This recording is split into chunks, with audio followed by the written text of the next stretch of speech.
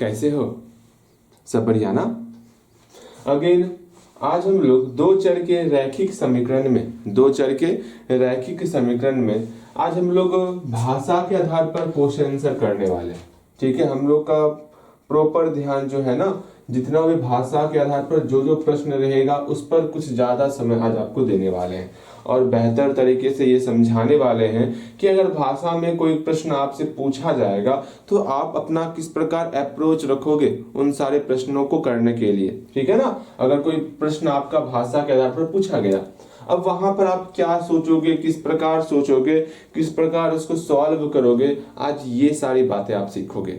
ठीक है, अगेन आज हम लोग प्रयास करेंगे पूरा कि 3.1 जो है ना कंप्लीट हो जाए। भले ही इसमें 7 क्वेश्चन है लेकिन पूरा प्रयास करना चाह हम लोग करेंगे पूरा प्रयास कि 3.1 कम से कम पूरा कंप्लीट हो जाए और 3.1 का जो है ना हम लोग का उदाहरण भी आज हम लोग को कंप्लीट करना है। थोड़ा सा टफ हम लोग का टारगेट है लेकिन कोई बात नहीं, हम लोग प्रयास करेंगे ना वहां तक पहुंचने का। ठीक है, वैसे वहां तक पहुंचने से पहले, इन सारे चीजों को स्टार्ट करने से पहले हम लोग रिवीजन करेंगे कितना कितना पढ़े हुए हैं, क्या क्या पढ़े हुए हैं। ये हम लोग के लिए काफी जरूरी है रिवीजन। जब तक रिवीजन नहीं होगा ना सब भूल जाओगे। हाँ, क्या पढ़े थे हम लोग, कहाँ पढ़ रहे थे, सब भूल जाओगे। इसलिए कह रहे हैं रिवीजन पर कुछ ज्यादा आपको ध्यान देना है। अब मेरी बातें ध्यान से सुनोगे।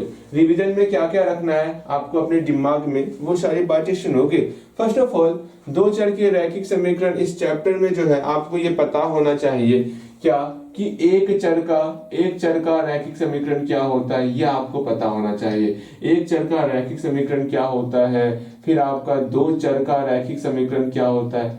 एक चर का रैखिक समीकरण ना, हाँ, ये क्या होता है ये आपको पता होना चाहिए। अब आपसे अगर पूछा जाए प्रश्न कि यहाँ पर दो इक्वेशन लिख रहे हैं 2x + 5 = 0 और 2x + 3y + 5 = 0, इसमें बताओगे कौन आपका एक चर का है, कौन आपका दो चर का रैखिक समीकरण है। तो तुरंत बोलोगे भैया यहाँ पर एक ही चर है अर्थात x ही सिर्फ है, तो ये आपका एक चर का रैखिक समीकरण हो गया।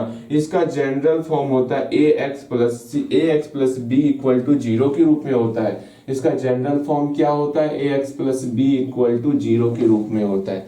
इतना आपको बस ध्यान में रखना। अगेन दो चर का हम लोग रैखिक समीकरण की बात करेंगे।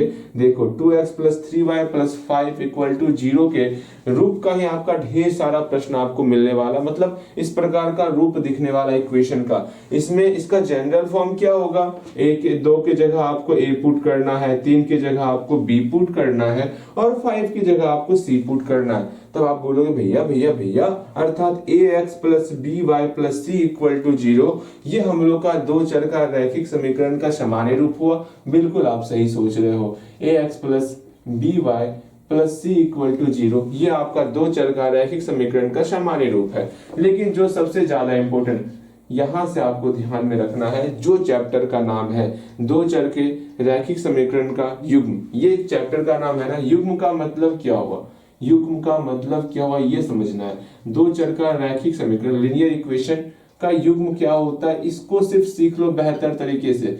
युग्म का मतलब हुआ, इसमें आपको दो इक्वेशन दिया हुआ रहेगा, जैसे कि 2x + 5y + 3 = 0 और x + y + 2 = 0। इस प्रकार दो आपको समीकरण का युग्म दिया हुआ रहेगा। ये दोनों समीकरण जो है ना दो चर का है। देखो इसमें x है और y है, अर्थात दो चर का रैखिक समीकरण का ये युग्म है आपके पास।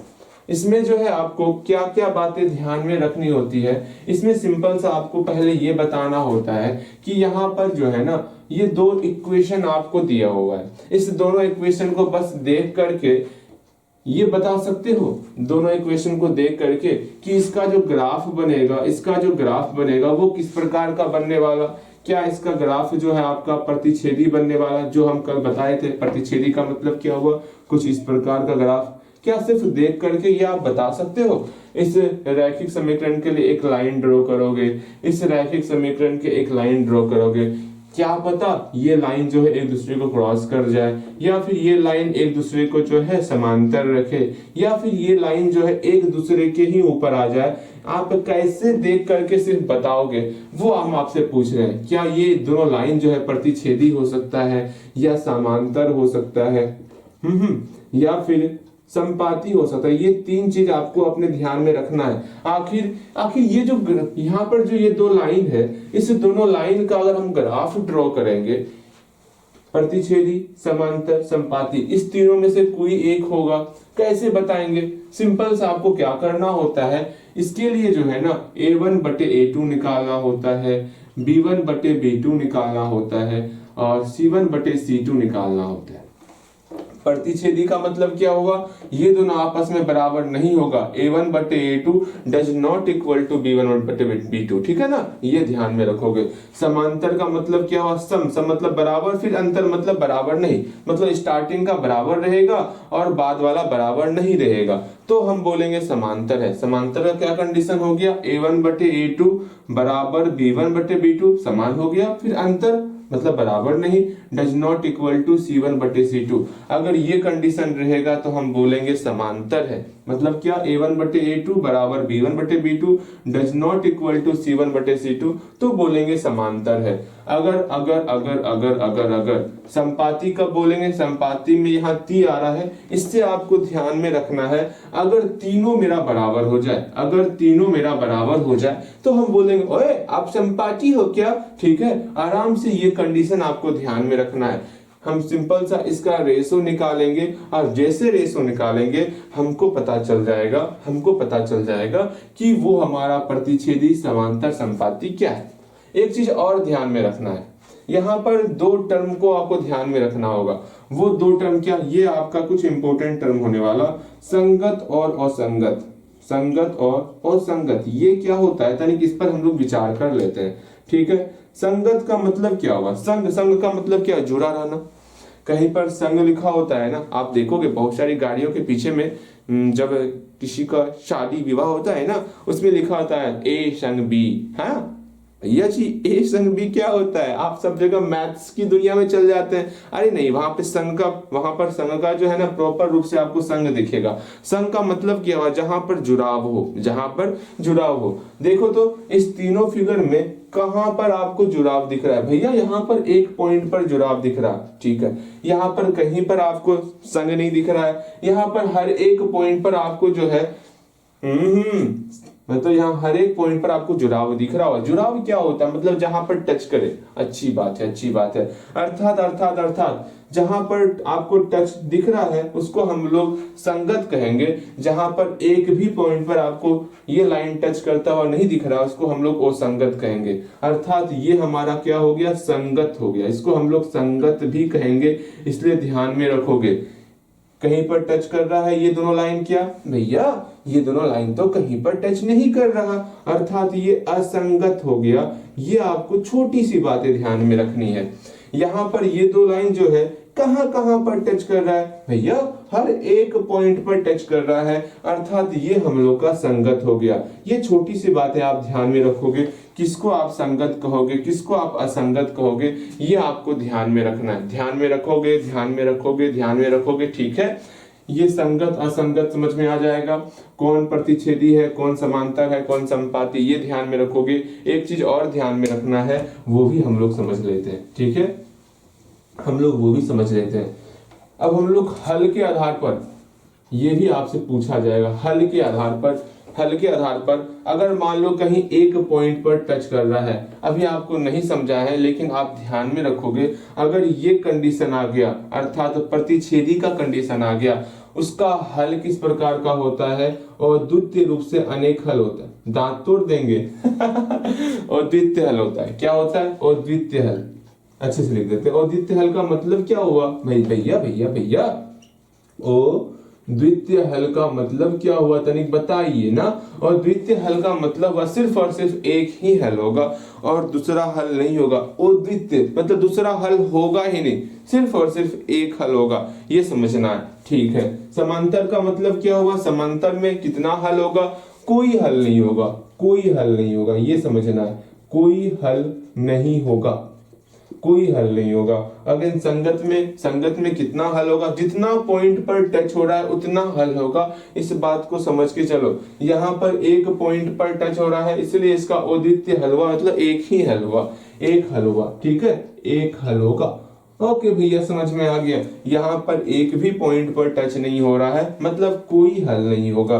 यहाँ पर हर एक पॉइंट पर टच हो रहा है मतलब यहाँ पर अनंत हल होगा, अनंत हल होगा। ये समझना है कितना हल होगा, ये समझो। अनंत हल किसमें होगा, किसमें आपका कोई हल नहीं होगा, किसमें आपका सिर्फ और सिर्फ एक ही हल होगा। इसी को अलग रूप में हम लोग बोलते हैं अद्वितीय हल। समझ में आ गया। यहाँ देखो, लाइन अगर एक पॉइंट पर टच कर रहा है तो एक हल, अगर एक भी पॉइंट पर टच नहीं कर रहा है तो कोई हल नहीं, अगर हर एक पॉइंट पर टच कर रहा है तो अनंत हल होगा। ये छोटी छोटी बातें आपको ध्यान में रखनी होती है, ठीक है। अब यहाँ पर एक चीज और समझोगे आप, ये तो हम शर्त समझ लिए, ये तो शर्त समझ लिए कि कौन कहां पर टच कर रहा है। अब हम लोग ये कैसे निकालेंगे, जैसे हम मान लो आपको ये दो लाइन दे दिए, भैया जानते हैं आप हमको सिखाए हुए हैं अगर दो लाइन देंगे तो किस प्रकार ग्राफ में दर्शाते हैं। हाँ, आपको हम सिखाए, क्या सिखाए, किस प्रकार से दो लाइन को ग्राफ में दर्शाना है, ये आपको हम बेहतर तरीके से सिखाएं, ठीक है, सिखाए थे ना। कैसे ग्राफ में दिखाएंगे, जैसे ये लाइन है इसके लिए एक लाइन ड्रॉ कर लिए, फिर ये लाइन है इसके लिए एक लाइन ड्रॉ कर लिए। पता चला हमें ये एक पॉइंट पर एक दूसरे को कट कर रहा है, वो पॉइंट किस प्रकार निकालना है। ग्राफ में बनाएंगे तो पॉइंट दिख ही जाएगा। अगर ग्राफ में नहीं बना, बिना ग्राफ के हम लोग सॉल्व करना चाहे, अरे ये पॉइंट कौन सा है, किस प्रकार आप ज्ञात करोगे। उस पॉइंट को निकालने के लिए, इस पॉइंट को निकालने के लिए अर्थात x बराबर और y बराबर वैल्यू निकालने के लिए हम लोग 3 मेथड का चर्चा किए थे। हाँ, इसमें 3 नहीं 4 मेथड का, जिसमें से एक मेथड आपका ग्राफ विधि था। हम लोग ग्राफ खींचकर ये मतलब डिसाइड कर सकते हैं ये कहां पर, वो पॉइंट कहां पर टच कर रहा है, वो लेकिन ग्राफ में चलेगा पता आपको। नॉर्मल से कॉपी में पता नहीं चलने वाला, आपको ग्राफ बना करके देखना होगा वो कहां, वो पॉइंट कौन सा है। फिर आपको उस पॉइंट को निकालने के लिए आपको विलोपन विधि बताए थे। भैया ये तो विलोपन विधि बताए तो थे आप, लेकिन ये बहुत आसान था। मुझे पता है आसान है, लेकिन फिर भी आपको अच्छे तरीके से ध्यान में रखना है विलोपन विधि। इसके बाद आपको हम प्रतिस्थापन विधि बताए थे। प्रतिस्थापन विधि, ये भी आप ध्यान में रखोगे कि प्रतिस्थापन विधि होता क्या है, ठीक है। प्रतिस्थापन विधि क्या होता है इसके बारे में भी आपको प्रॉपर नॉलेज होना चाहिए। अगेन एक लास्ट आज नहीं बताएंगे आपको वैसे हम, ठीक है।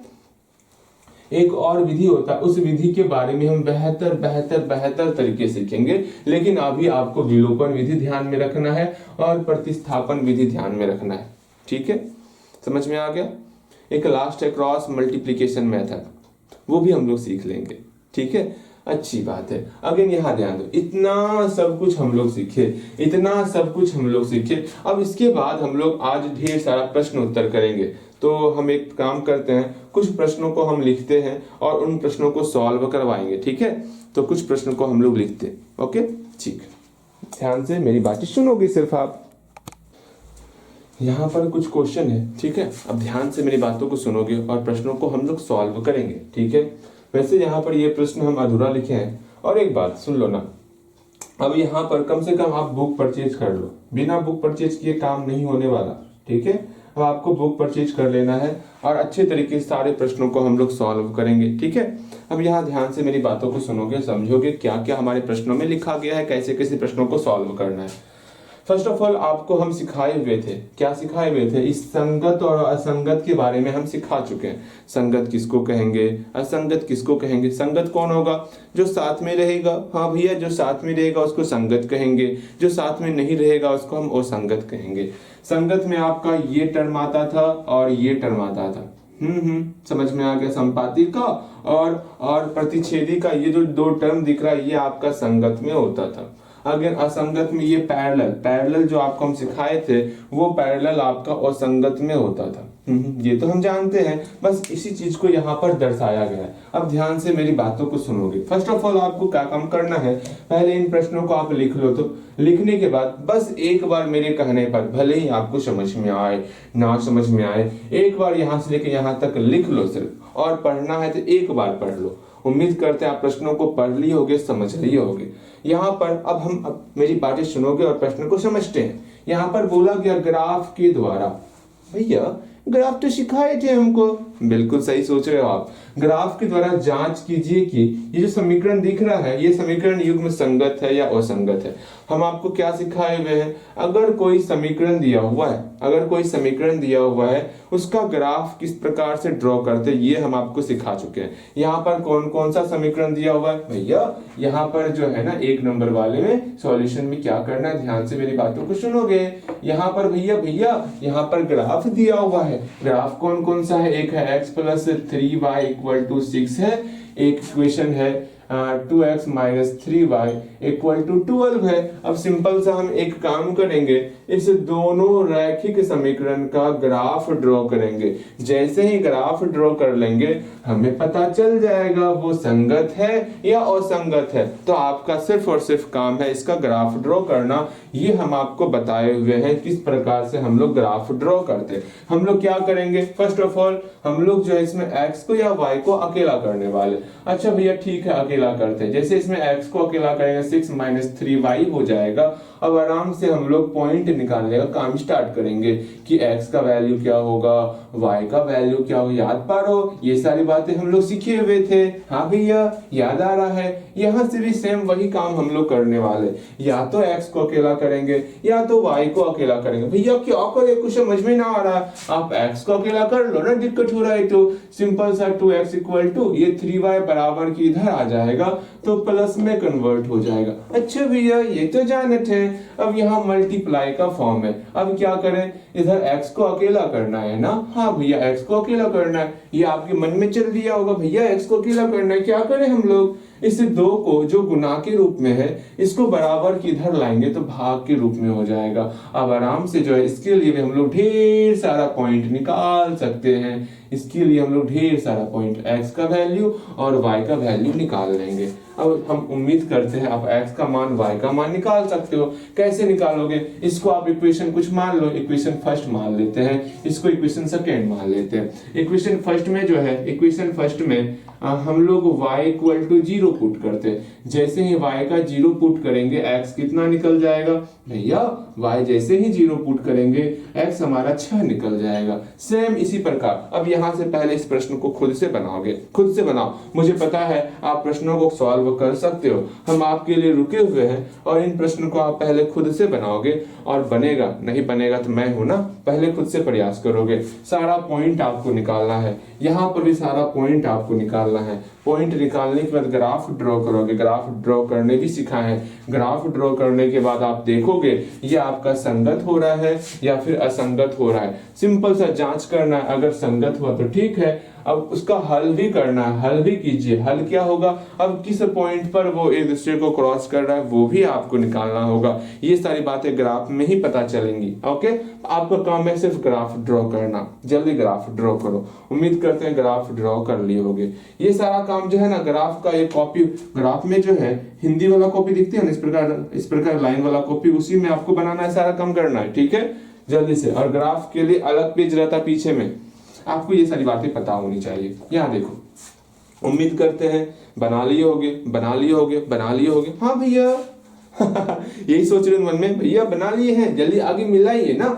ठीक है, देख लो यहाँ पर 6 हो गया। आप जो पॉइंट निकालोगे, क्या क्या पॉइंट आपका निकला होगा, हम x का मान 0 पुट करेंगे तो y का मान कितना निकल जाएगा भैया, y का मान 2 निकल जाएगा। ठीक है, इस प्रकार आप पॉइंट निकाल लिए होगे। अगेन इसमें भी आप पॉइंट निकाल लिए होगे, y का मान 0 तो x का मान 6 निकल गया होगा। हाँ, अगेन x का मान 0 तो आपका y का मान क्या निकला होगा, -4 निकला होगा। मेरे ख्याल से इतना ही निकला होगा। अगर x का मान 0 है, अगर x का मान 0 है तो y का मान आपका 3 चौके 12 -4 निकला होगा। बिल्कुल इस प्रकार आप पॉइंट निकाल लिए होगे। बिल्कुल बेहतर तरीके से आप पॉइंट निकाल लिए होगे। पॉइंट निकाले हम आपको सिखाए हुए हैं। ठीक है। जैसे यहाँ निकाले ना, उसी प्रकार इक्वेशन सेकंड में y इक्वल टू 0 पुट करेंगे, फिर देखेंगे x का मान क्या निकलता है। अगेन फिर y इक्वल टू -4 पुट करेंगे, फिर देखेंगे x का वैल्यू क्या निकलता है। यहाँ तक आप पॉइंट निकाल लिए होंगे, ठीक है। सॉल्व भी आपका यहाँ पर हो गया होगा बेहतर तरीके से। इसके बाद देखो, जैसे ही पॉइंट हम लोग का निकल गया, अब क्या करना है, अब सिंपल सा ये देखना है इसका ग्राफ किस प्रकार का होगा। ग्राफ देखते हैं। अब ये ग्राफ आपको ड्रॉ करना है। उम्मीद करते हैं ग्राफ तो ड्रॉ कर ही लिए होगे आप, बिल्कुल ग्राफ ड्रॉ किए होगे। अब हम लोग यहाँ मिलाएंगे। यहाँ 6,0 कहा गया है ना भैया, 6,0 कहाँ पर होता है, तो पहले 6 तो जाना है ना, 1 2 3 4 5 6 7 8 9 10। देखो अब 6,0 यहाँ पर होगा ना, ये पॉइंट हमारा 6,0 हो गया। और क्या है 0,2, 0,2 की बात कर रहे हैं, 0,2 यहाँ पर होगा, 0,2। ये आपका एक बहुत बहुत बहुत प्यारा सा लाइन हम लोग का ड्रॉ हो गया। ये एक स्ट्रेट लाइन ड्रॉ होगा, मेरी तरह टेढ़ा गुच्चा लाइन ड्रॉ नहीं होने वाला, बेहतर लाइन ड्रॉ होगा, ठीक है। अगेन फिर 6,0 फिर से आ गया, तो 6,0 यहाँ फिर से रहेगा। और 0,-4 है ना, अब देखते हैं -4 कहाँ तक जावत है। यहाँ -1 हुआ, ये -2 हुआ, ये -3 हुआ, ये -4 हुआ, अर्थात 0,-4 यहाँ पर आ गया। देखो 6,0 यहाँ पर है, 0,-4 यहाँ पर। भैया भैया भैया इस दोनों को मिला ले क्या, बिल्कुल आप मिलाओगे, यूं इस प्रकार दोनों को मिला लिए, ठीक है। आराम से ये हम लोग का एक ग्राफ ड्रॉ हो गया। अब लिखना है यहाँ हिंदी वाले पेज में लिखोगे, ठीक है। अतः ग्राफ संगत, ठीक है, संगत है ग्राफ, देख लो एक साथ यहाँ टच कर रहा है ना। अतः ग्राफ संगत है और इसका हल, और इसका हल क्या है, हल ये कहां पर क्रॉस कर रहा है, 6,0 पर क्रॉस कर रहा है। हल x इक्वल टू 6 और y इक्वल टू 0। हम जानते हैं ये x, y के रूप में रहता है। x का मान 6 निकल गया, y का मान 0 निकल गया। जहां पर ये टच करेगा वही इसका हल होता है। ये आपको समझना होगा। समझ में आ गया, समझ में आ गया, बेहतर तरीके से आपको समझ में आ गया होगा। अब हम लोग क्वेश्चन नंबर 3 की तरफ चलते हैं। क्वेश्चन नंबर 2 भी आप इसी प्रकार बनाओगे। सिंपल सा आपका काम है, कुछ समझ में नहीं आएगा तो आप ग्राफ ड्रॉ कर लोगे। उसके बाद मैं है ना मैं बताएगा, परेशान मत होना। आप ग्राफ ड्रॉ करोगे, उसके बाद जो जो कहा गया है वैसे हम समझाए हुए हैं, ध्यान से मेरी बातें समझो, पर मतलब ध्यान में रखियोगे मेरी बातें सारी, तो सारा बन जाएगा। क्वेश्चन नंबर 2 आप बनाओगे। क्वेश्चन नंबर 3 देखते हैं हम लोग। क्वेश्चन नंबर 3 देखते हैं, ध्यान से समझो। अब किताब निकाल लो, तो हम अधूरा क्वेश्चन लिखे हैं। आप किताब सामने में रखो, किताब को पढ़ो, ठीक है। किताब को पढ़ोगे और हम आपको ये लैंग्वेज समझने के लिए सिखाएंगे। आखिर कैसे है जो है ना, इस लैंग्वेज को पढ़ करके समझेंगे हमारे प्रश्नों में क्या कहा गया है। आज थोड़ा आपको जो है ना सीरियस नहीं, मतलब कुछ ज्यादा ही अटेंशन के साथ पढ़ाई करना है, ठीक है। थोड़ा लैंग्वेज है ना, हाँ, अगर यहाँ ध्यान नहीं दोगे ये बातें आपको समझ में नहीं आएंगी। और लैंग्वेज के आधार पर ही प्रश्न आपके एग्जाम पे रहता, मतलब एग्जाम में रहता है। तो लैंग्वेज को समझना बहुत जरूरी है। पहली बात, इस चैप्टर से अगर आपको प्रश्न बनाने हैं एग्जाम में, तो आपको लैंग्वेज को समझना मस्ट है, जरूरी ही है। आपको लैंग्वेज समझ में आना चाहिए, ठीक है। जल्दी से आप किताब निकाल लोगे, एग्जाम्पल 3 निकालो। एग्जाम्पल 3 निकालोगे, हम भी किताब निकाल लिए, ओके। एग्जाम्पल 3 निकालो जल्दी से भैया। एग्जाम्पल 3 तो निकाल लिए, यहाँ पर हो गया। एक चंपा है, ठीक है, हाँ एक चंपा है, वो एक सेल जाती है। सेल का मतलब क्या, जहां पर बहुत सारा कपड़ा सबका जो सेल होता है ना, जहां पर ढेर सारा कपड़ा सबका सेल होता है, वहां पर एक चंपा जाती है, ठीक है। भैया एक चंपा गई वहां पर, ठीक है, चंपा गई।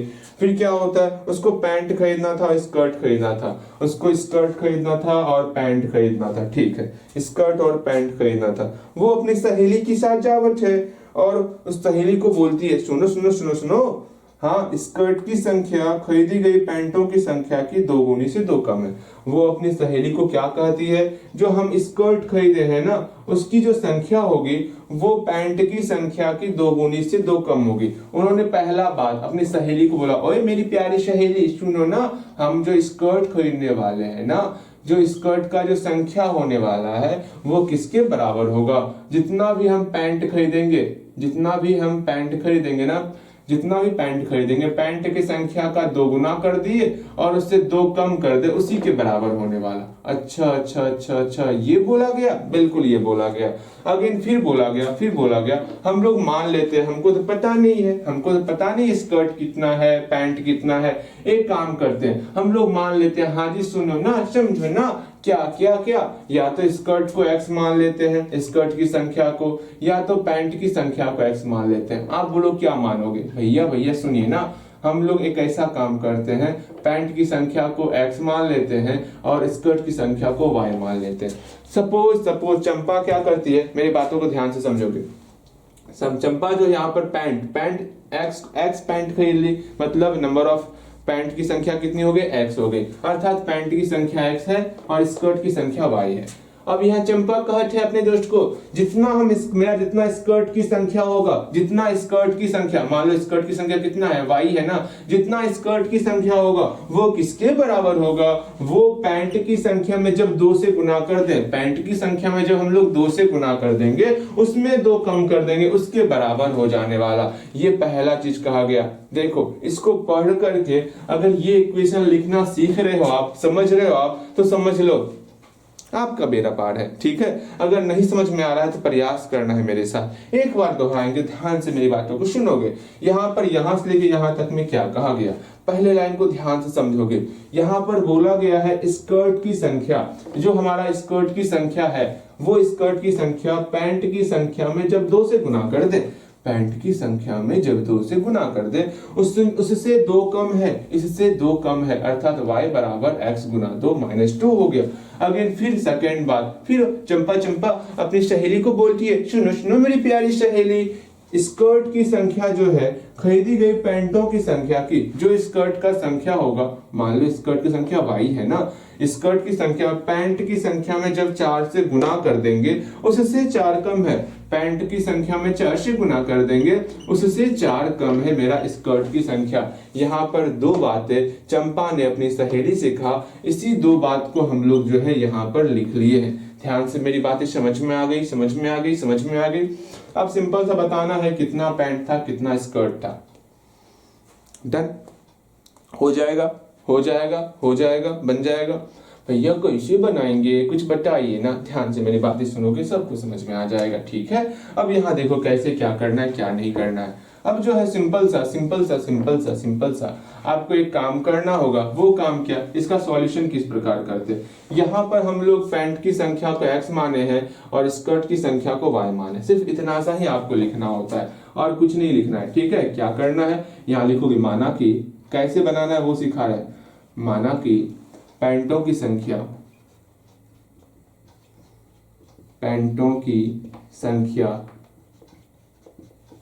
ठीक है, x ये संख्या है, ठीक है, और स्कर्ट की संख्या कितनी है भैया, हाँ स्कर्ट की संख्या y है। ठीक है, बहुत अच्छे, स्कर्ट की संख्या कितनी है, y है।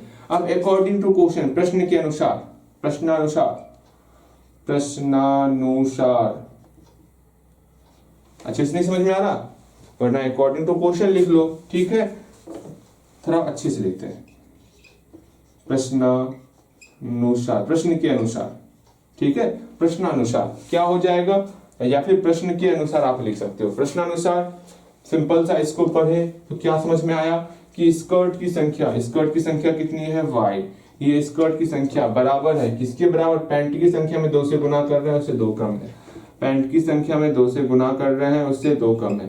ये समझ में आया भैया। ये कैसे लिख दिया, ऐसे मत लिखिए, थोड़ा डिटेल से लिखिए। सोचो ना, पैंट का संख्या x था, x में 2 से गुना किए, यहाँ गुना छिपा हुआ है, उससे 2 कम हो गया। ठीक है, अगेन फिर सेकेंड इक्वेशन क्या, ये मेरा पहला इक्वेशन हो गया। ठीक है, इसको अच्छे से सॉल्व करना चाहते हो, सॉल्व कर लो, x y को अरेंज कर लेते हैं। ठीक है, अगेन इसको अरेंज कर लेते हैं हम लोग, x को सबको एक तरफ लेते आते हैं भैया, इसको भी उधर भेज देते हैं। क्या हो जाएगा, 2x minus y minus 2 equal to 0। इस y को बराबर की इधर भेज दिए, तो 2x का 2x, y इधर आया तो माइनस वाई हो गया, माइनस 2 इक्वल टू 0 हो गया। ठीक है भैया, समझ में आ गया। फिर उसके बाद फिर से पढ़ते हैं। यहाँ पर बोला गया है स्कर्ट की संख्या जो है पैंटों की संख्या की 4 गुनी से 4 कम है। स्कर्ट का संख्या जो होगा, स्कर्ट की संख्या y जो है वो पैंट की संख्या की 4 गुनी से, पैंट का संख्या का 4 गुना से 4 कम होगा। अब यहाँ पर या तो आपको विलोपन लगाना है, या तो प्रतिस्थापन लगाना है, या तो ग्राफ विधि लगाना है। आपको जो मेथड लगाना है वो मेथड लगाओगे, बनाओगे। भैया भैया भैया हम जो है विलोपन तो पढ़ाए हैं, विलोपन में कैसे सॉल्व करेंगे? देखो यहाँ माइनस वाई है, यहाँ पर भी आपका माइनस वाई हो जाएगा, दोनों को घटा देंगे तो काम हो जाएगा। हम आपको सोच रहे हैं आप इसको ग्राफ विधि से बनाओ। इससे क्या होगा कि कम से कम स्टार्टिंग में जितना 3.1 है उसके सारे सवाल को आपको ग्राफी विधि से बनाना है। उसके बाद जैसे से आगे बढ़ेंगे, जैसे जैसे हम लोग मेथड को सीखते चलेंगे किताब के अनुसार, उस प्रकार अपने मेथड को ही बढ़ाते चलेंगे। वैसे किसी को बताइए मत, हम सारे मेथड को सीख चुके हैं, ठीक है? बिल्कुल। अगेन अगेन अगेन हम लोग इसको सॉल्व कर ले, इसको सॉल्व कर ले बेहतर तरीके से। देखो कैसे सॉल्व करना है। अच्छा ये समझ में नहीं आ रहा आपको तो छोड़ दो, रहने दो। ये समझ में नहीं आ रहा छोड़ दो। यहाँ तक समझ में आया कैसे कैसे क्या किए? आपको सिर्फ कहां पर x माने हो कहां पर y माने हो वो लिखना है। सिंपल सा प्रश्न के अनुसार करना है। जो प्रश्न में कहा गया उसको पढ़ के सिर्फ इक्वेशन लिखना है। सबसे इंपॉर्टेंट यही होता है इक्वेशन किस प्रकार से आप लिखते हो। अगर इक्वेशन लिखने सीख जाओगे ना, ऐसे प्रश्नों को आप आसानी से सॉल्व कर पाओगे, ठीक है? तो सिर्फ आप इक्वेशन लिखने के लिए सीख जाओ बेहतर तरीके से। कैसे सॉल्व होगा वो समझो, सॉल्व तो कर ही रहे हैं ना। इसका ग्राफ ड्रॉ करना है तो सिंपल सा, इसमें y अकेला किया हुआ ही है और y यहाँ पर अकेला किया हुआ ही। हम लोग क्यों झूठ-मूठ का x और y को मिक्स करें? आराम से यहाँ पर क्या करेंगे, इसके लिए पॉइंट निकाल लेंगे। नीचे दिख रहा है ना, बिल्कुल दिख रहा होगा। इसके लिए हम लोग पॉइंट निकाल लेंगे। हाँ भैया ठीक है, निकालते हैं। यहाँ पर x हो गया, यहाँ y हो गया, यहाँ पर आपका x हो गया, यहाँ y हो गया। अब यहाँ से खुद से सॉल्व करोगे और इसका ग्राफ ड्रॉ करोगे। हम ग्राफ ड्रॉ करने सिखाए हुए हैं, जल्दी से ग्राफ ड्रॉ करोगे। हम रुके हुए हैं आपके लिए, कैसे ग्राफ ड्रॉ करते ये हम आपको सिखाए हुए। हल्दी हल्दी बनाओगे। बन गया ना। ये ग्राफ किस प्रकार हम लोग ड्रॉ करते हैं वो सिखाए हुए।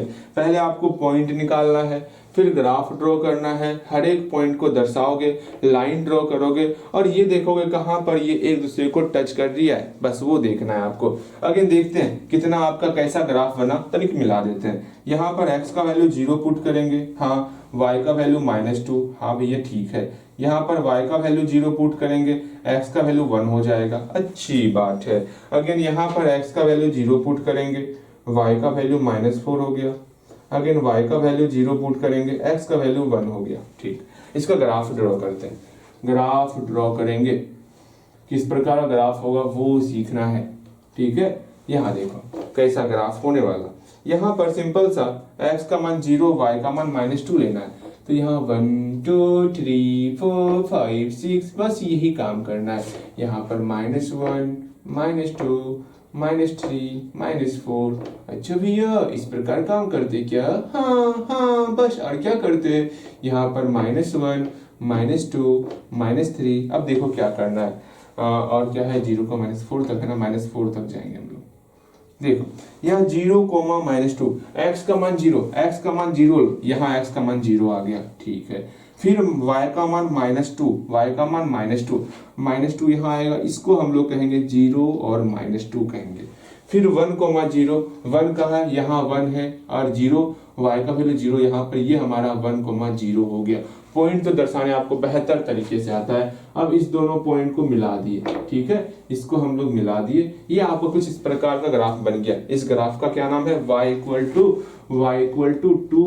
- 2 है, ठीक है? इसी प्रकार आपको ये भी बताना है। यहाँ है 0, -4, 0, -4 यहाँ पर आएगा, ठीक है? 0, -4। आज थोड़ा सा मार्कर कुछ ज्यादा डीप चल रहा है। अगेन 1, 0 फिर से यहीं पर आ जाएगा 1, 0। अब इस दोनों लाइन को मिलाना है। ये दोनों, अरे कैसे मिलत है, मेरा ग्राफ खराब कर दिया ना। मिलेगा अब, अच्छे से मिलेगा। ला कैसे मिलेगा जरूर भैया। हाँ ये ग्राफ आपका कैसे जा रहा है? बहुत अच्छे से जा रहा है। इस ग्राफ का नाम क्या है? y = 4x - 4, y = 4x - 4 नाम है। अब बताओगे ये ग्राफ जो है एक दूसरे को किस पॉइंट पर टच कर रहा है? इस पॉइंट को कहेंगे x, y। अतः ग्राफ का हल क्या हो जाएगा? ग्राफ का हल x = मेरा 1 निकल गया और y = 0 निकल गया। भैया हम समझ गए आप क्या कहना चाह रहे हैं, x का मान मेरा 1 निकलेगा, y का मान 0। अरे भैया जी ये क्या हुआ, ये क्या हो गया, स्कर्ट कुछ नहीं खरीदे हैं क्या, सिर्फ हम लोग पैंट ही खरीदे हैं क्या? हाँ जी सिर्फ हम लोग पैंट ही खरीदे, इससे ये साबित हो रहा है सिर्फ हम लोग पैंट ही खरीदे। अर्थात कैसे लिखोगे आप, भाषा लिखोगे, इसको मिटा दें, ये बन गया होगा, ये बन गया होगा, ग्राफ आप ड्रॉ कर लिए होगे। इसके बाद भाषा क्या लिखोगे वो सिखाते हैं। भाषा क्या लिखोगे आप, यहाँ लिखोगे, इसके बाद लिखोगे अतः पैंटों की संख्या बराबर x बराबर 1 हो जाएगा और स्कर्ट की संख्या बराबर y बराबर 0 हो जाएगा। ठीक है, अर्थात आप स्कर्ट नहीं खरीदे हो, सिर्फ पैंट खरीदे हो। भाई साहब चंपा ने तो हमें परेशान कर दिया, हम खुद उलझ गए थे। भाई स्कर्ट पैंट निकालना है, अच्छा देखते हैं ना कितना स्कर्ट और पैंट होगा। यहाँ पता चला कि स्कर्ट वो खरीदी ही नहीं है, सिर्फ पैंट ही खरीदी। ये तो बहुत बड़ी मैथ की वो थी। हाँ इतना खतरनाक है चंपा का। कैसे बनाओगे, लिख लो। इसके बाद क्या लिखना है, इस ग्राफ के नीचे क्या लिखोगे वो लिखो, अतः पैंटों की संख्या मिटा देते हैं सब। ठीक है, यहाँ लिखोगे अतः इसकी जस्ट बाद देयरफॉर ग्राफ का हल लिख लियो। अतः पैंटों की संख्या बराबर x कितना निकला है 1 निकला, यहाँ 1 हो गया, और स्कर्ट की संख्या y कितना निकला है 0 0 यहाँ हो गया। अर्थात पैंट की संख्या 1 हो गई और स्कर्ट की संख्या 0 हो गई। बस यही आपका सॉल्यूशन हो गया। इस प्रकार बनाते, उम्मीद करते हैं सारा बनेगा। ठीक है, अब हम लोग कुछ क्वेश्चन ज्यादा नहीं, यहाँ से आपका सिर्फ और सिर्फ 3 क्वेश्चन और करने वाले, फिर ये आपका क्लास समाप्त करेंगे। ठीक है, आराम से हम लोग 3 क्वेश्चन उतारते हैं, उसको सॉल्व करेंगे और मजे में सारे प्रश्नों को आप खुद प्रयास करोगे। 3 है ना, 3.1 प्रयास करोगे, एग्जाम्पल सारा बनाओगे। सुन लो, पहले आप होमवर्क में लिख लो, होमवर्क यहाँ से सारा एग्जाम्पल बनना चाहिए आपका। एग्जाम्पल 1 2 3 ये सारा बनाओगे। ठीक है, एग्जाम्पल 1 2 3 बनाओगे आप। अगेन आगे देखते हैं आगे क्या क्या है, कैसे क्या क्या है, उनको हम लोग प्रश्नों को पहले यहाँ पर लिख लेते हैं। ओके ठीक है, ओके यहाँ देखो और समझना है, इन प्रश्नों को बस सॉल्व भी तो करना है। और करना क्या है, इतना आसान सा प्रश्न था। परेशान मतलब क्वेश्चन को देखो आप, मतलब क्वेश्चन को देख के आपको परेशान नहीं होना है। आप सिंपल सा प्रश्न को देखो, आप अपने सामने किताब को लेके बैठोगे। ठीक है, आराम से 3.1 है ना, 3.1 है, हाँ 3.1 निकाल लोगे। क्वेश्चन नंबर 1 का उसमें 2 सवाल है आपका।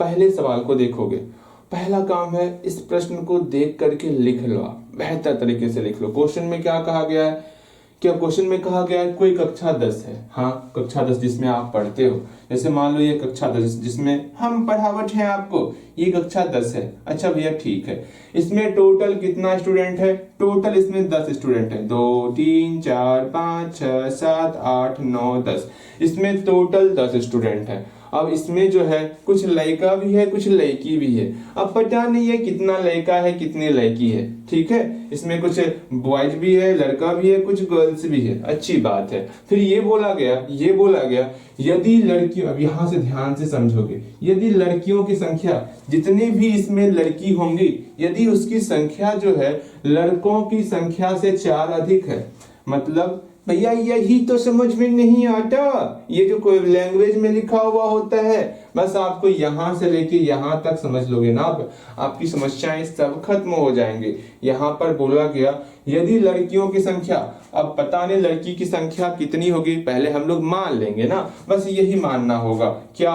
और वैसे ध्यान में रखो, आपको कैसे पता चलेगा भैया हम किसको x माने किसको y माने, तो एक बहुत ही प्यारा सा ट्रिक है जिसको हम लोग ट्रिक बोलते हैं। क्या ट्रिक है, वो ट्रिक ये है कि जो आपको दिया हुआ रहेगा, जैसे आपको यहाँ पर बोला गया है लड़कों की संख्या और लड़कियों की संख्या ज्ञात करें, जो आपको निकालने के लिए कहा जाएगा मैक्सिमम आपको x और y उसी को मानना होता है। अधिकतम सवाल में x और y उसी को मानना होता है। हम आगे नहीं लिखे हैं, आगे बोला गया है लड़कों की संख्या और लड़कियों की संख्या ज्ञात करें, अर्थात आपको लड़के और लड़कियों को x और y मान लेना है। ठीक है।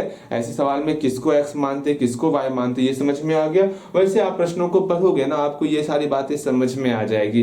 यहाँ पर सारा का तर्क वितर्क जो है ना लड़की और लड़कियों की संख्या को लेके किया जा रहा है, और वैसे आपको फाइंड करने के लिए भी यही कहा जाएगा, लड़कों की संख्या निकाले लड़कियों की संख्या निकाले। ठीक है, तो कैसे जानोगे भैया x और y किसको मानेंगे, जो हमारे प्रश्न में ज्ञात करने के लिए कहा जाएगा। तो आपको क्या करना है, इसमें सिंपल सा x किसको मानेंगे भैया, x हम मान लेते हैं लड़कों की संख्या को और y मान लेते हैं लड़कियों की संख्या को। पहला काम करना है आपको x और y मान लेना है, x और y मान लेना है। जैसे x और y मानोगे आपको अपने प्रश्नों को पढ़ना है और अकॉर्डिंग टू क्वेश्चन इक्वेशन सिर्फ लिखना है। जैसे इक्वेशन पता चल जाएगा ग्राफी विधि से सॉल्व कर लेना है, बस हो गया। हाँ भैया समझ में आ गया। कैसे कैसे क्या करोगे, कम से कम यहाँ तक पहुंचोगे तो x और y मानो तो आप खुद से देखते हैं आप मान सकते हो कि नहीं मान सकते हो, फिर भी हम आपको हिंट्स देने का प्रयास करेंगे। आपको मान लेना है लड़कों की संख्या को x, लड़कियों की संख्या को y, या फिर मान लो किसी एक को, या तो इसको y मानो या फिर x मानो, आपकी इच्छा, आपको अपने ऊपर डिपेंड रहना है। हमको जो मानना है हम मान सकते हैं। ठीक है, आप मानो, आपकी इच्छा है, या तो इसको x या y कुछ भी मान सकते हो, आपकी इच्छा है। ठीक है, प्रयास करो तो बनाओगे, कम से कम यहाँ x और y मानो तो देखते हैं गलतियां होंगी देखा जाएगा, इसमें क्या दिक्कत है। अगर इक्वेशन खुद से लिख पा रहे हो, प्रश्न को पढ़ करके जरूर प्रयास करोगे और इक्वेशन लिखोगे। हमेशा मेरी बातें एक बात ध्यान में रखना, मैथ में जितना आप खुद से प्रयास करोगे ना वही आपको जो है ना बेहतर रिजल्ट दिलवाएगा। ये समझ के चलना। आप जो सोचोगे भैया बटावे जाते हैं, हम छापे जाएंगे काम हो जाएगा ना, मैथ मेरा आसान हो जाएगा ना, तो ऐसा बिल्कुल नहीं होने वाला। मेहनत आपको करना होगा। ठीक है, जल्दी खुद से बनाओगे, देखोगे क्या निकलता है क्या नहीं निकलता। उम्मीद करते हैं जहां तक बना होगा वहां तक आप प्रयास जरूर किए होगे। देखो क्या आपने प्रयास किया उसको देखा जाए। हम लोग मान लेते हैं x और y मान लेते हैं लड़कियों की संख्या और लड़कों की संख्या। मान ली लड़कियों की संख्या x है, लड़कों की संख्या y है। माना कि हमारी इच्छा है ना, माना कि लड़कियों की संख्या x, लड़कियों की संख्या x हो गई और लड़कों की संख्या कितनी हो गई भैया, इस प्रकार ही मानते, हाँ लड़कों की संख्या y हो गई। ये कैसे जानेंगे x और y किसको मानेंगे, हमको जो है हमारे प्रश्न में क्या ज्ञात करना है, आगे पढ़ोगे तो पता रहेगा। लड़कों की संख्या ज्ञात करें, लड़कियों की संख्या ज्ञात करें, उसी को देख करके हम पता करेंगे x किसको मानना है, x और y किसको मानना है। हाँ भैया समझ में आ गया, बेहतर तरीके समझ में आ गया। अब अकॉर्डिंग टू क्वेश्चन, प्रश्न के अनुसार, यहाँ प्रश्नानुसार आप लिखोगे या फिर एक क्यू दे दोगे, काम चल जाएगा अकॉर्डिंग टू क्वेश्चन। अब यहाँ पर सोचना है, समझना है, क्या करें। अब सिर्फ हमको इक्वेशन यहाँ पर लिखना है, इसको पढ़ के इक्वेशन लिखना है। यहाँ पर यह कहा गया है लड़कियों की संख्या लड़कों की संख्या से, यहाँ पर जो लड़कियों की संख्या होगी वो किससे, लड़कों की संख्या से 4 अधिक है, अर्थात लड़कों की संख्या से 4 अधिक है। कौन, लड़कियों की संख्या। भैया जितना लड़की है ना वो लड़का से 4 अधिक है, ये बोला जा रहा है। बिल्कुल, जितना लड़की है ना वो लड़का से 4 अधिक है, जितना लड़की है ना वो लड़का से 4 अधिक है, जितना लड़की है ना वो लड़का से 4 अधिक है। लड़की को हम लोग क्या माने हैं, x माने हैं ना, लड़की की जगह पर x लिख दिए। लड़का को क्या माने हैं, y माने हैं ना, तो y लिख दिए। यहां से एक इक्वेशन आ गया आपका x equal to y plus 4 आ गया। अच्छा भैया ये तो बन गया, ये पहला इक्वेशन था। हमको 2 इक्वेशन चाहिए भैया, इसको सॉल्व करने के लिए एक और इक्वेशन कहां से लाए। इसमें टोटल कितना स्टूडेंट है, टोटल 10 स्टूडेंट है ना। अगर लड़का x है लड़की y है, अच्छा उल्टा माने है क्या, अच्छा ठीक है, लड़की को हम लोग x लिए हैं, लड़का को y लिए, लड़की को x लिए हैं, लड़का को y लिए, अच्छी बात है। अब यहाँ ध्यान दो, टोटल स्टूडेंट कितना है भैया, टोटल स्टूडेंट जो है ना 10 है। बिल्कुल, आप ये हमें बोलोगे भैया हाँ यहाँ पर टोटल स्टूडेंट 10 है ना, तो हम क्या करेंगे, आपको सिंपल सा एक काम करना है। इस टोटल स्टूडेंट मतलब x और y को जोड़ेंगे, लड़का और लड़की को जोड़ेंगे, टोटल स्टूडेंट निकल जाएगा जो कि 10 के बराबर होगा, बिकॉज यहाँ पर 10 ही स्टूडेंट है ना। अर्थात एक और इक्वेशन हम लिख सकते हैं x plus y equal to 10। ये कैसे लिखे, लड़की और लड़का को जोड़ेंगे, टोटल स्टूडेंट निकल जाएगा हम लोग का। अर्थात यहाँ पर 2 इक्वेशन आ गया। दोनों इक्वेशन को सॉल्व करोगे आप ग्राफी विधि से और देखोगे x और y का वैल्यू क्या निकलता है। जो x और y का वैल्यू निकलेगा वही आपका क्या होगा, लड़कों की संख्या और लड़कियों की संख्या होगा। यहाँ पर सिंपल सा x अकेला किया हुआ है ही, इसमें आपको पॉइंट निकाल लेना है। जल्दी से खुद से प्रयास करोगे। यहाँ पर x को अकेला कर लेते हैं तो मेरा 10 - y हो जाएगा, पॉइंट निकाल लेंगे, काम हो जाएगा भैया। ठीक है, बहुत आनंददायक था ये x और y। यहाँ पर x y आराम से पॉइंट आप निकालोगे। यहाँ से खुद से प्रयास करोगे, जल्दी जल्दी खुद से प्रयास करो। इसका बस ग्राफ ड्रॉ करो और देखो दोनों लाइन कहाँ पे मिलता है। जहां पर मिलेगा वो ग्राफ का हल होगा। ठीक है, अर्थात x और y का वैल्यू वही निकलने वाला। x और y का वैल्यू निकलेगा, x मेरा लड़कियों की संख्या हो गई, y मेरा लड़कों की संख्या हो गया। अब आराम से जो है हम लोग सॉल्व कर सकते हैं। हाँ भैया बन जाएगा, बनाओगे, जल्दी जल्दी बनाओगे। x y का पहले पॉइंट ज्ञात करो, फिर ग्राफ ड्रॉ करो। ग्राफ ड्रॉ करने के बाद देखो वहां पर कहां पर कट रहा है एक दूसरे को, और आराम से आप लड़कों की संख्या लड़कियों की संख्या निकाल सकते हो। निकालोगे, जल्दी जल्दी निकालोगे। उम्मीद करते हैं आप बनाओगे, बेहतर तरीके से बनाओगे, कहीं कोई समस्या नहीं होगा। ठीक है, आराम से बनाओ। ला ला ला ला ला भैया बन रहा है ना? बिल्कुल बन रहा होगा। देखो कैसे क्या कर रहे हो। x का मान 0 पुट किए, y का मान -4 निकल गया।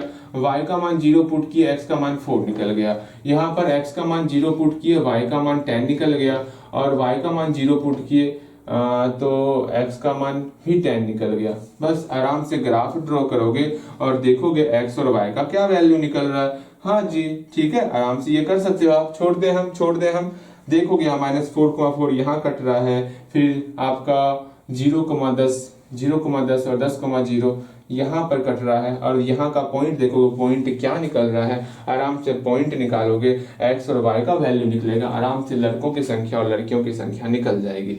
ये आप बनाओगे। आज हम इतना ही प्रश्न बताने वाले, इससे रिलेटेड जितना प्रश्न आपसे बनेगा वो घर में होमवर्क देने वाले। जैसा कि हम आपको बताए थे, हम आपको बस 2 क्वेश्चन और करवाने वाले। यहाँ पर 2 क्वेश्चन आपके सामने है।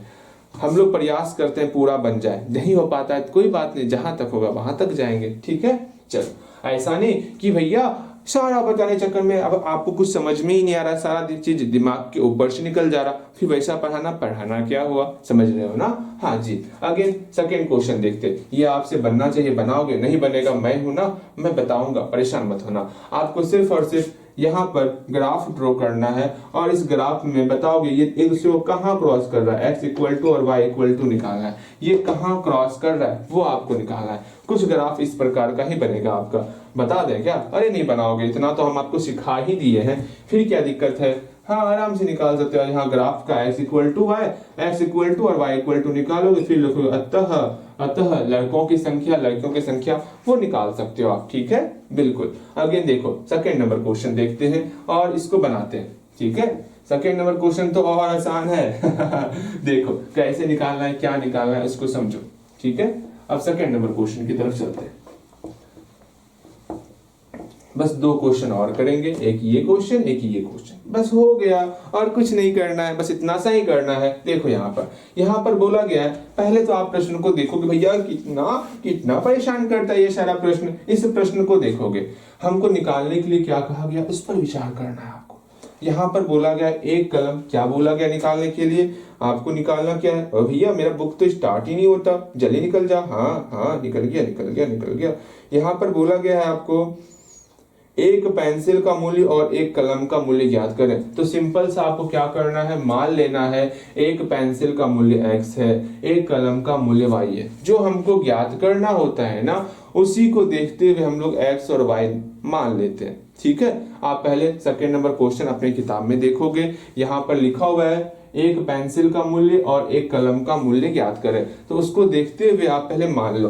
पहला काम आप x और y मानो, उसके बाद हम डिस्कस करेंगे। जल्दी से आप x और y मानोगे, एक पेंसिल का मूल्य और एक कलम का मूल्य, जल्दी मानो। ठीक है, जल्दी मानोगे, उसके बाद हम आगे चर्चा करेंगे। ठीक है, हम रुके हुए हैं आपके लिए, जल्दी करो, ज्यादा परेशान नहीं करना है। ठीक है, बन गया होगा, बिल्कुल बन गया होगा। देखो यहाँ पर क्या करना है, जो हमको दिया हुआ था, क्या दिया हुआ, सेकंड नंबर क्वेश्चन का, फर्स्ट नंबर क्वेश्चन का सेकंड नंबर, क्या करना है, हम लोग पहले x और y मानेंगे ना। यहाँ लिखा हुआ था एक पेंसिल का मूल्य, तो मानते हैं, माना कि एक पेंसिल का मूल्य, उम्मीद करते हैं आप x और y खुद से माने होंगे। माना कि एक पेंसिल का मूल्य कितना हो गया, भैया एक पेंसिल का मूल्य x रुपए हो गया, ठीक है। अगेन फिर एक कलम का मूल्य, एक कलम का मूल्य कितना हो जाएगा, एक कलम का मूल्य कितना हो गया भैया, y रुपया हो गया। ये x और y खुद आप मान लिए होगे। अब अकॉर्डिंग टू क्वेश्चन देखते हैं। अब प्रश्न के अनुसार क्या करना होगा, यहाँ पर बोला गया 5 पेंसिल और 7 कलम खरीदते हैं ना, 50 रुपए में देता है। सोचो आप ही, हम दुकान के पास गए, यहाँ दुकानदार बैठा हुआ, दुकान में था दुकानदार, ठीक है, आराम से दुकानदार यहाँ पे था। अब हम इससे जो है अब कलम और पेंसिल खरीदना है। ये बोल रहा है ओए कलम लोगे तो आपको 5 रुपए में एक कलम मिलेगा, पेंसिल 3 रुपए में एक पेंसिल मिलेगा। हम बोले ओ चाचा हमको 5 कलम दे दीजिए, सॉरी 5 पेंसिल दे दीजिए, 5 पेंसिल दे दीजिए और 7 कलम दे दीजिए। तो क्या करोगे आप, सिंपल सा 5 पेंसिल, तो एक पेंसिल की कीमत है 3 रुपए, 5 गुना 3 हो जाएगा। फिर यहाँ पर 7 कलम, तो एक कलम का दाम है 5 रुपया, 7 गुना 5 हो जाएगा। यही करेंगे ना। यहाँ पर ये बोला, चचा बोले नहीं आपको ऐसा काम नहीं करना है। अब आपको जो है एक पेंसिल x रुपए में मिलेगा और एक कलम जो है आपको जो है y रुपए में मिलेगा। तो क्या करोगे आप, भैया सुन दिए ना, क्या करेंगे, सिंपल सा 5 पेंसिल है ना, अगर 5 पेंसिल मिल रहा है, अगर एक पेंसिल की कीमत x रुपया है तो 5 पेंसिल का कीमत 5 गुना x रुपया हो जाएगा। बिल्कुल सही भैया, ध्यान दो यहाँ पर, अगर एक कलम का दाम y रुपया है तो 7 कलम का दाम 7 गुना y रुपया हो जाएगा। बिल्कुल, आप बिल्कुल सही कर रहे हो, बिल्कुल यही होने वाला। कैसे कर रहे हैं वो समझ में आ रहा है। अगर जितना एक कलम का दाम होगा बस मल्टीप्लाई करते जाना है, ठीक है। फिर से समझो, हम 5 पेंसिल खरीदे तो क्या करेंगे, 5 गुना एक पेंसिल का कीमत कितना हो गया, x रुपया, 5x कर दिए। 7 कलम कर दिए, ये 7 का 7 उतर गया। हाँ, एक कलम का दाम कितना था, y रुपया, तो यहाँ y लिख लिए, 7y हो गया। जब इस दोनों को ऐड करते हैं ना तो 50 रुपए के बराबर होता, अर्थात 5x प्लस 7y करेंगे तो किसके बराबर होगा, 50 रुपए के बराबर। यहाँ से पहला इक्वेशन निकल गया, 5x plus 7y equal to 50। बस यही काम करना है हम लोग को। फिर सेकेंड इक्वेशन यहाँ से यहाँ तक पढ़ेंगे। क्या कहा गया, 7 पेंसिल खरीदे, हम लोग क्या करें, 7 पेंसिल खरीद लिए, 7 पेंसिल खरीदे और 5 कलम खरीद लिए, 5 कलम खरीद लिए। क्या करना होगा, ध्यान से समझो, यहाँ 7 है ना, 7 का 7 लिख लिए। पेंसिल, एक पेंसिल का कीमत कितना है, x रुपए है या y रुपए है, भैया पेंसिल का कीमत x रुपए है, अर्थात 7 गुना x कर लेंगे। बहुत अच्छी बात है, ठीक है।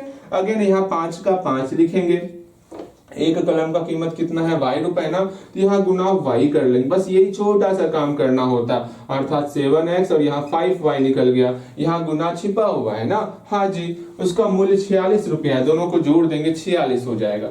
आराम से कितना हो गया, 7x plus 5y equal to 46। दोनों को सॉल्व करोगे, x और y का वैल्यू निकालोगे। सॉल्व करने आवत है, आपको ढेर सारा मेथड सिखाए, पहले ग्राफ सिखाए, विलोपन सिखाए, प्रतिस्थापन सिखाए, सबसे आप ये सॉल्व कर सकते हो। लेकिन तत्काल अभी आप सिर्फ और सिर्फ ग्राफ विधि से सॉल्व करोगे, ठीक है। अभी ग्राफ विधि से सॉल्व करोगे, ठीक है। भैया बहुत परेशान करते हैं ग्राफ विधि कोई बात नहीं, मेहनत करोगे सब आसान हो जाएगा, सब आसान हो जाएगा। चलो सेकंड नंबर क्वेश्चन देखते हैं। ये सब आप खुद से बनाओगे, ठीक है, बिल्कुल बनेगा ना, बन जाएगा। यहाँ देखो, यहाँ समझो। फिर क्या करना है, यहाँ पर तुलना करना है, प्रतिच्छेदी है, समांतर है या फिर संपाती है। ऐसा प्रश्न हम बता चुके हैं। क्या करना है, कैसे करना है, किस प्रकार करना है, कल के ही क्लास में समझाए थे, बेहतर तरीके से आपको समझाए थे, ठीक है। कैसे करते वो समझो। यहाँ पर इक्वेशन लिखा हुआ 5x minus 4y plus 8 equal to 0, 7x plus 6y minus 9 equal to 0। जहां पर a1 क्या है, b1 क्या है, c1 क्या है वो लिखना है, a2 क्या है, b2 क्या है, c2 क्या है ये लिखना है। अगेन पुनः फिर क्या करना हम लोग को, a1 बटे a2 निकालना है, फिर b1 बटे b2 निकालना है, फिर c1 बटे c2 निकालना है।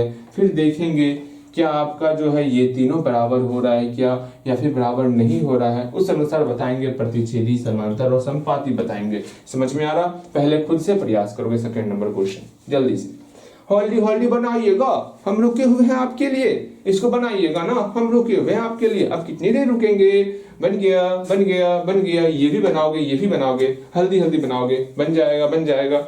बन गया होगा, यहाँ विचार करोगे। 1 का मतलब होता है पहला इक्वेशन देखना। इस पहले इक्वेशन को देखो ना, यहाँ पर a1 क्या है 5 है, 5 लिख लिए। b1 क्या है -4 है, -4 लिख लिए। c1 क्या है 8 है, 8 लिख लिए। वाह भैया इतना आसान था। हाँ सर, यहाँ 2 है ना, ये बता रहा है चीख चीख करके, ओए सेकेंड इक्वेशन लेना है। सेकेंड इक्वेशन में a2 क्या है 7 है, b2 क्या है 6 है, और यहाँ पर c2 क्या है -9 है। ओके भैया समझ में आ गया, समझ में आ गया। अब अनुपात निकालना, a1 बटे a2 5/7 कर लिए, ये मेरा पहला रेशो निकल गया। फिर b1 बटे b2 -4/6 अर्थात मेरा 2/3 निकल गया, 2/3 निकल गया। ऐसे घेरना है घेर लोगे, ठीक है, ऐसे घेर लोगे आप, वरना दिक्कत होता है आपको ना, ठीक है। अगेन c1 बटे c2 कितना निकल गया 8/-9 निकल गया, ठीक है। अब देखो तो क्या ये दोनों आपस में बराबर है क्या? नहीं, बराबर नहीं है, अर्थात ये प्रतिच्छेदी है। यहाँ पर यहाँ a1 बटे a2 does not equal to b1 बटे b2 है। अतः समीकरण युग्म का ग्राफ प्रतिच्छेदी होगा, यहाँ लिखना है। अतः समीकरण युग्म का ग्राफ, लीनियर इक्वेशन का ग्राफ प्रतिच्छेदी होगा, वो आप लिख लोगे, ठीक है, आराम से लिखोगे, कहीं कोई दिक्कत नहीं होगा। प्रतिच्छेदी पूरा लिखोगे, ठीक है। ओके भैया ठीक है, समझ में आ गया। बस इतना ही करना है। आज का होमवर्क आपका है। होमवर्क में क्या क्या बनाओगे, हम होमवर्क लिख देते हैं, इसको मिटा देते हैं, या होमवर्क लिखोगे। आज की क्लास थोड़ी लंबी होगी, कोई बात नहीं, ठीक है, कोई बात नहीं। आपका होमवर्क होने वाला है, क्या क्या होमवर्क होगा वैसे? आज डेट कितना हो गया? आज डेट हो गया आपका 24 फरवरी, ठीक है, अच्छी बात है। हम लोग विचार किए थे इस फरवरी के अंतिम में ना, ठीक, देखते हैं जहां तक होगा हम लोग का वहां तक करेंगे, जरूर करेंगे। एग्जाम्पल 1, एग्जाम्पल 2, एग्जाम्पल 3 बनाओगे, ठीक है। उदाहरण एग्जाम्पल 1, 2, 3 ये आपसे बनना चाहिए। उसके बाद जो है 3.1 का प्रश्नावली 3.1 का पहला नंबर, दूसरा नंबर, तीसरा नंबर, चौथा ही बनाओगे, ठीक है।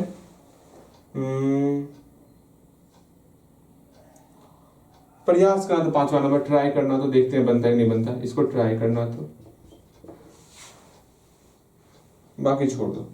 5, 6, 7 फिर अगले दिन बताएंगे। 2 क्वेश्चन बचा हुआ है, 5, 6 और 7 बचा हुआ है। अगर ट्राई करना चाहोगे ट्राई करना, अगर ट्राई नहीं हो पाएगा कोई बात नहीं, बाद में बताएंगे, लेकिन इतना जरूर बना लोगे आप, ठीक है। आज इतना ही रखते, मिलते हैं अगले क्लास में। फिर ग्राफ, फिर आपका जो है ना प्रतिस्थापन विधि है, समझा चुके हैं, उस पर सवाल को करवाएंगे।